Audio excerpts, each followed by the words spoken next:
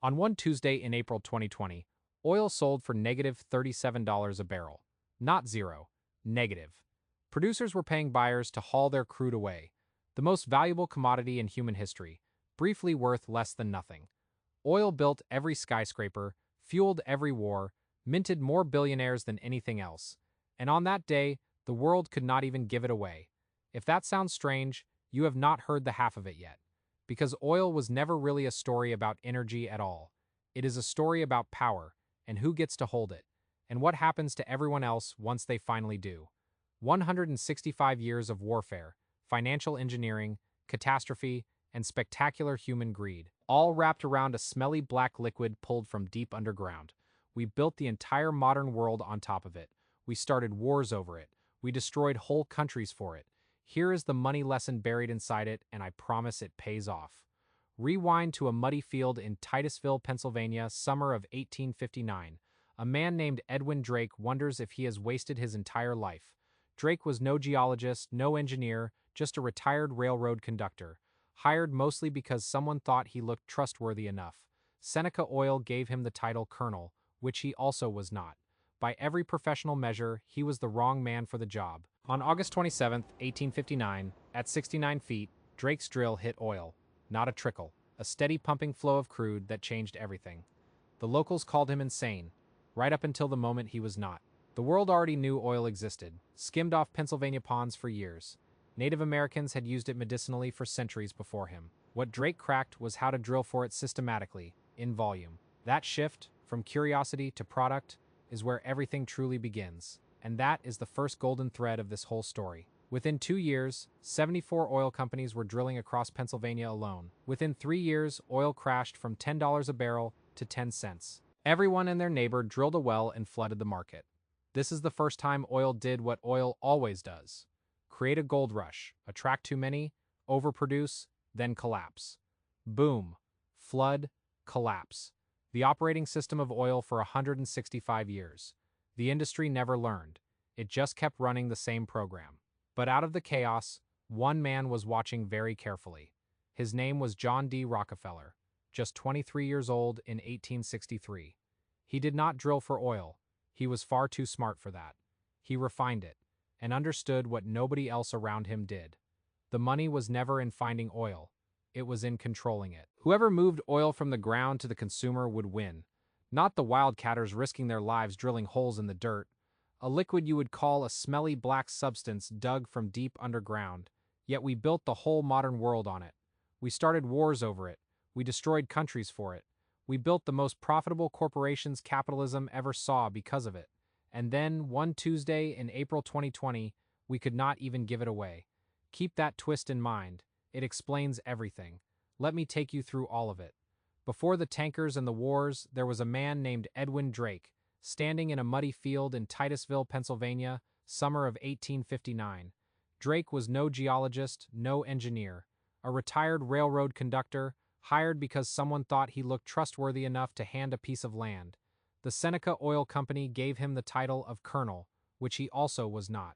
The wrong man for the job, by every measure, which makes it remarkable that on August 27, 1859, at a depth of 69 feet, Drake's drill hit oil. Not a trickle, a steady pumping flow. The locals thought he was insane the whole time, right up until he was not. The world already knew oil existed. That was never the secret. What Drake figured out was that you could drill for it systematically, pull it up in volume, and sell it. Oil turned from curiosity into product. Within 2 years, there were 74 oil companies in Pennsylvania alone. Within 3, the price crashed from $10 a barrel to 10 cents.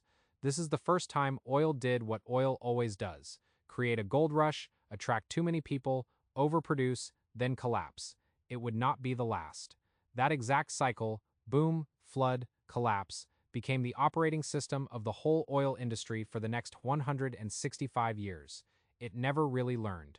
If you are enjoying the thread of this story so far, a quick tap of subscribe helps me keep pulling it.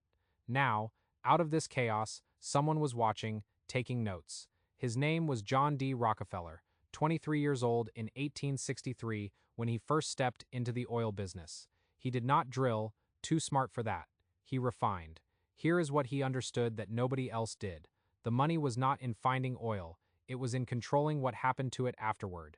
By 1870, he founded Standard Oil in Cleveland, Ohio. Then he did something still taught in business schools, genius and probably illegal. He went to the railroads and negotiated secret rebates, discounts on his own shipping. That alone would be clever. He went further. He negotiated drawbacks. For every barrel his competitors shipped on the same railroad, Rockefeller got a kickback. Rivals subsidized him for trying to compete. That is not a competitive advantage. That is a trap. He built a maze and charged his competitors for every step they took inside it. By 1879, Standard Oil controlled roughly 90% of all oil refining in the United States. Imagine the industry as a pizza. Rockefeller had 9 slices. He bought pipelines, storage, retail networks, the vertical integration playbook every 20th century giant would copy. He crushed or outlasted every rival. In 1882, Standard Oil became a trust, a holding company quietly steering dozens of separate firms across states. So impenetrable, even its hunters could barely map it. In 1904, a woman named Ida Tarbell, whose father had been ruined by Standard Oil, published a 19-part exposé in McClure's magazine. Devastating journalism. She documented the secret railroad deals, the price manipulation, the coercive buyouts, so precisely that even Standard Oil's defenders ran out of words. In 1911, the Supreme Court finally broke Standard Oil apart, ruling it violated the Sherman Antitrust Act. Rockefeller woke up head of one giant and went to bed major shareholder in 34. His net worth roughly doubled over the next decade. The breakup made him richer. Even when the government tried to stop him, the math still worked in his favor. In 1911, oil is still an American story. The United States pumps about 65% of the world's oil. Pennsylvania, Ohio, and a brash newcomer, Texas, hold that image, because everything flips. This is the gilded thread I want you to watch from here. Whoever controls the flow of oil, not just the oil itself, holds the real power. Now back to Texas. January 10th, 1901. Beaumont, Texas. A place called Spindletop. A crew drilling under Anthony Lucas hits something unexpected at 1,139 feet, and the oil does not flow. It erupts. A geyser of oil shoots 100 feet into the air for 9 days before they can cap it. An estimated 100,000 barrels a day at peak. In one discovery, Spindletop produced more oil than all the rest of the world's wells combined at that moment. Texas had arrived, brash and convinced of its own myth. The companies that became Chevron and Texaco were born here. And the price? Before Spindletop, about $1 a barrel. After, it crashed to 3 cents. 3 cents. You could not buy a postage stamp for that, but apparently you could buy a barrel of oil. The boom-crash cycle, right on schedule. Almost meditative. Then something changed the relationship between oil and power forever. World War I. Before 1914, oil was mostly for lamps and heating. Horses still outnumbered cars. Then the war started, and within a few years it was brutally clear the side with reliable oil would win. Trucks, tanks, planes, submarines, all of them ran on petroleum. Lord Curzon said the Allies had floated to victory on a wave of oil. He was not being poetic, he was being literal. Petroleum had won the war. At one critical moment, the French army nearly collapsed, so Paris commandeered every taxi in the city to rush soldiers to the front, all of them burning imported gasoline. After the war, every major government understood a new truth. Oil was not a commodity, it was a strategic weapon, and whoever controlled it held power far beyond economics. Remember that, it sets the borders to come. Britain and France scrambled to carve up the Middle East. Sykes-Picot, the San Remo Conference, mandates and protectorates across the former Ottoman Empire. Dressed as civilization, but the subtext was always oil. The borders drawn in the 1920s were drawn by men with oil maps on their desks, creating countries whose lines ignored the actual tribes and communities inside them. A gift to future stability that keeps on giving. Meanwhile, the firms born from the Standard Oil breakup were growing into something new and far larger. Add the great British and Dutch houses, Royal Dutch Shell, the Anglo-Persian oil company that becomes BP, and you start to see the outline of 7 giants about to rule the world. Picture one glowing golden thread, spun from oil money, weaving quietly out of the desert and into the heart of the American dollar. Watch where it leads. October 6, 1973. Egypt and Syria strike Israel on Yom Kippur, and the West rushes weapons to Israel's defense. The Arab oil producers watch, furious and reach for a weapon of their own. The Arab members of OPEC announce an embargo on every nation backing Israel. No oil, not at any price. For 5 months, the tap simply turns off. The price of oil quadruples, from roughly $3 a barrel to nearly $12. In America, gasoline lines stretch around entire city blocks, engines idling, tempers boiling. The president asks Americans to lower thermostats and skip their Christmas lights. The world's mightiest economy, humbled, simply because someone abroad decided to stop selling. The embargo exposed a secret America had refused to face. Sometime in the early 1970s, the nation began burning more oil than it pumped. The giant had become dependent. American production had peaked in 1970 and now slid downhill. A third of its imports came from the very Arab states that had just shown they could close the valve. Out of that shock came a deal almost nobody noticed, yet it would quietly steer the planet's finances for 50 years. In 1974, 2 Americans flew to Saudi Arabia. Kissinger and Treasury Secretary Simon offered a bargain. America would guarantee the kingdom's security.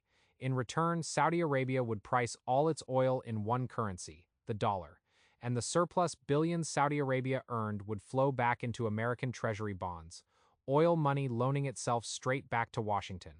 The other OPEC states soon followed. Think about what that means. Japan, Germany, China, anyone wanting oil first had to get dollars. The whole world now needed American currency just to keep its engines running. That golden thread from earlier, this is where it tightens.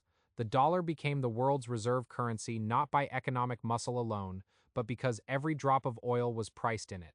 America could print money and run endless deficits, because the world always needed its currency. Brilliant maneuver, or a vast subsidy paid by everyone else, quite possibly both at once. Quick aside, and I promise it pays off. If these golden threads of money history fascinate you, the subscribe button keeps you pulling on them with me. Now, 1979 arrives. 2 earthquakes hit back to back.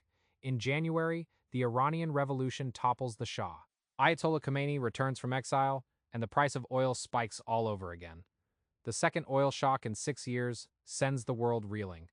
Inflation runs hot, interest rates soar, and Detroit's gas guzzlers stall while Japan's small efficient cars quietly eat their lunch. The Iranians had not forgotten 1953, when a CIA coup crushed their elected leader to protect oil concessions. In November, students stormed the American embassy and seized 66 hostages. They held them 444 days. The humiliation sank Jimmy Carter's presidency and lifted Ronald Reagan to power on a promise of renewed American strength. Then a second 1979 quake struck. September 1980, Saddam Hussein, betting that revolutionary chaos had weakened Iran, invades. He expects a quick war. It drags on 8 years and kills perhaps 1 million people. It shatters the oil fields of both nations and destabilizes the whole Gulf. Washington claims neutrality, yet quietly feeds Iraq intelligence and financing, because Iran is the bigger headache. Remember that. Meanwhile, those high prices had lured fortunes into oil far from OPEC, the North Sea, Mexico, Alaska. New supply gushed in just as a global recession crushed demand. By 1986, the world drowned in oil. Prices crashed from around $35 a barrel to $10. Saudi Arabia, sick of cutting while rivals filled the gap, flung open its taps. OPEC had wielded price as a weapon, and the weapon turned in its hand, hurting its own members most. This is the pattern.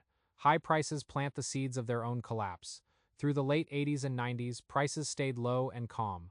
Oil faded from the headlines. But August 2, 1990, Saddam Hussein rolled his tanks into Kuwait. Buried in war debt to Kuwait, accusing it of stealing oil by drilling sideways across the border, Saddam took the whole prize. The world's largest coalition since World War II answered. Saddam loses, and retreating torches 605 Kuwaiti oil wells. They burn 8 months, turning noon to night. But here lies the twist that detonates a decade later. Hold that thought. Now we reach the mechanic this whole saga was built to reveal. Strip away the wars and the flags, and oil obeys one ruthless rhythm. The industry calls it the cycle, and it never learns. High prices invite a stampede of new drilling, which floods the market and crashes the price. The crash then kills off investment, supply dries up, and prices climb once more, round and round. Then 2003. America invades Iraq over weapons of mass destruction that never existed. But Iraq sat atop the world's second-largest oil reserves, and that fact whispered through every calculation made. From 2003 to 2008, oil rocketed from about $30 to $147 a barrel, not a rally, a near vertical line. Chinese industrial hunger and conflict choked supply drove it skyward together. Many brilliant minds declared we were running out, peak oil, the geological ceiling. They were wrong, and why they were wrong is where the whole game changes. The answer hid in solid rock. In the Permian Basin and the Bakken, Americans perfected two old tricks: hydraulic fracturing and horizontal drilling. Conventional oil flows freely. Shale oil refuses, so you must shatter the rock to free it. Here is the hinge. At $30 a barrel, fracking loses money. At $100, it prints money. So the great price run of the 2000s handed shale exactly the incentive it needed to explode into existence. Then the 2008 crash hit oil like a freight train. From $147 in summer to $32 by winter. In just 5 months, one of the fastest commodity collapses ever recorded. But the pendulum swung back. Demand returned, prices recovered, and beneath it all the shale boom kept building. By 2014, America was on course to outpump both Saudi Arabia and Russia. In barely a decade, fracking erased 40 years of American decline. And it broke OPEC's oldest lever. Saudi cuts no longer lifted prices, because every rise simply summoned more shale wells to drill. Shale became a ceiling on the price itself. So in late 2014, Saudi Arabia made a brutal bet: flood the market, crash the price, and bankrupt the debt-laden American drillers into oblivion. The bet failed. Shale companies went bankrupt, yes, but the wells did not vanish. Investors bought the assets for cents on the dollar, stripped the costs, and the rigs kept right on pumping. And there it is, the golden thread of this whole story. The real money was never in the oil. It was in who controlled the price, the pipelines, the dollar wrapped around it all. The Saudi price war wounded OPEC far more than it wounded shale. Venezuela, already collapsing, and Russia, whose budget needed $80 oil, bled hardest. Another miscalculation, another swing of the pendulum. So by 2016, OPEC swallowed its pride and struck a deal with Russia, an outsider it had long disdained. They called the new alliance OPEC Plus, and the balance of oil power quietly redrew itself. Now 3 giants set the rough boundaries: America, Saudi Arabia, and Russia. Shale held the ceiling, OPEC Plus tried to hold the floor, and the market drifted between them. It worked, until 2020. Here is the mechanic the whole saga was teaching all along. Oil's real power was never the liquid itself.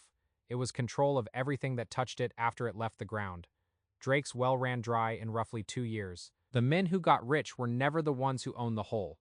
They were the ones who owned the road the oil had to travel. This is the petrodollar mechanic, the most invisible engine of modern power.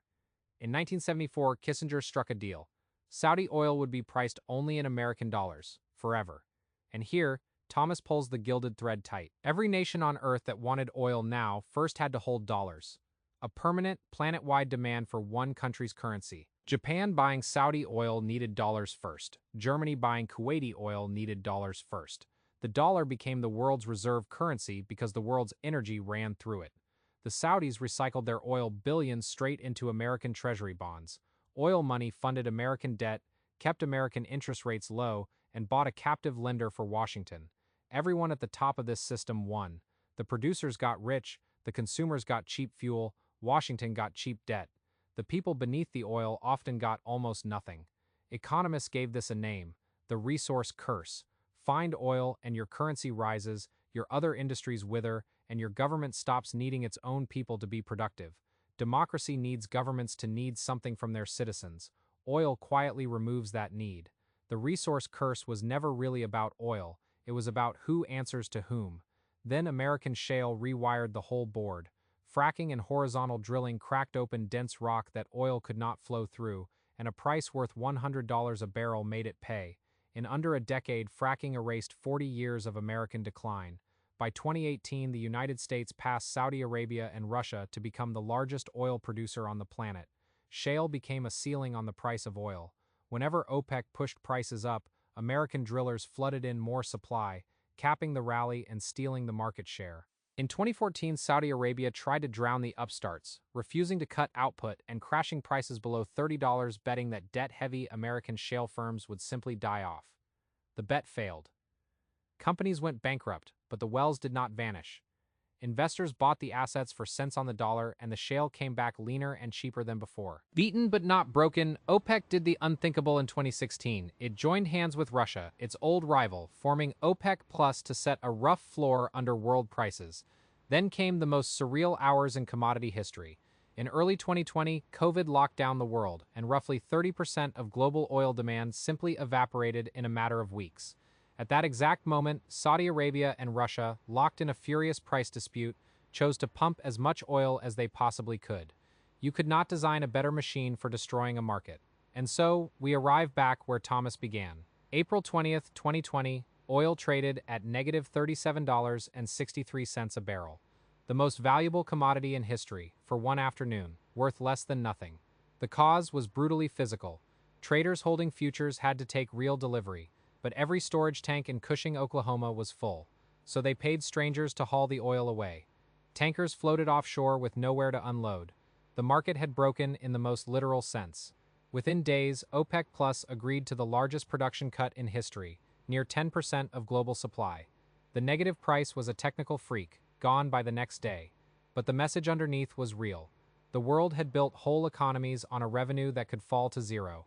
Now, for the first time in 165 years, the question is no longer just where to find more oil. The question, quietly terrifying for every petrostate, is whether the world still wants it. Solar costs have fallen 99% since the 1970s. The International Energy Agency, no climate crusader, declared in 2021 that net zero by 2050 needs no new oil fields at all. Every previous chapter assumed oil demand would grow forever. Every war, every cartel, every pipeline rested on that one belief. If it breaks, the entire architecture of power wobbles. Saudi Arabia knows it. Its Vision 2030 is not mere ambition, it is survival, a race to use the last decades of oil money to build an economy that no longer needs oil money. Russia is trapped, its budget breaking even near $80 a barrel with no easy exit. America is stranger still, the world's biggest oil producer and one of its biggest clean energy markets at once. Remember Rockefeller? He died in 1937 at 97, having given away half his fortune to fight disease and fund universities. The man who crushed thousands of rivals also wiped out hookworm. And the final irony along the thread, Rockefeller's own descendants now sell their inherited energy stocks, pour money into renewables, and publicly scold ExxonMobil. The family that built oil is symbolically walking away. So here is the mechanic, distilled. Power never lived in the oil, it lived in the infrastructure, the contracts and the currency wrapped around it. Own the thread, not the barrel. Pull the thread to today, and it runs straight to you.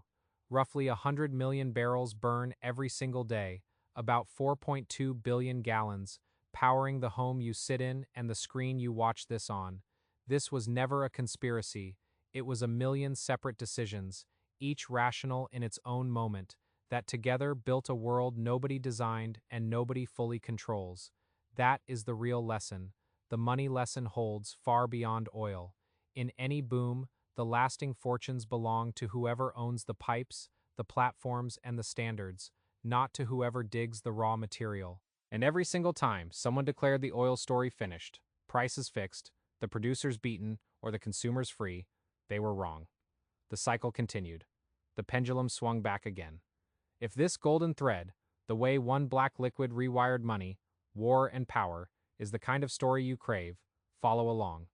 Thomas pulls a new thread loose every week. Remember this, the most powerful substance in human history is just the compressed remains of marine creatures that died 300 million years before us.